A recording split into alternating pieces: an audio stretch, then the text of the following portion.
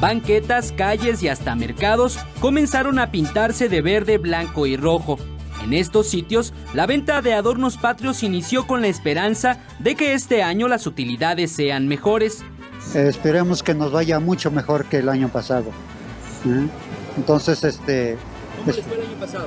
Bastante bien, bastante bonito, sobre todo que las autoridades nos han ayudado. Sin embargo, las ventas aún no repuntan, pues la prioridad se centra en el regreso a clases. Bueno, de hecho sí sabemos que en estos días las ventas bajan, precisamente por lo mismo, por la zona escolar que vienen, entonces ahorita está bajona.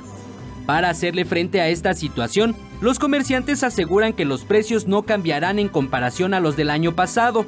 Pues están igual que hace un año, no le hemos subido, porque pues vemos cómo está la situación, entonces tenemos que mantenernos a un precio adaptable.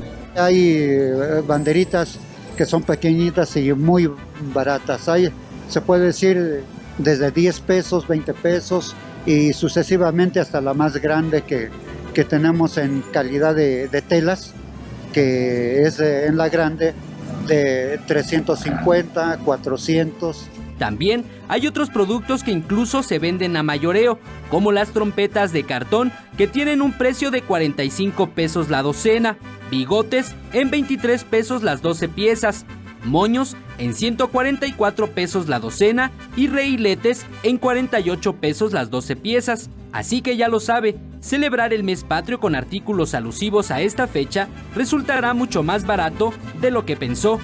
Con imágenes de Liber Rodríguez, Eric Pinto, 21 Noticias.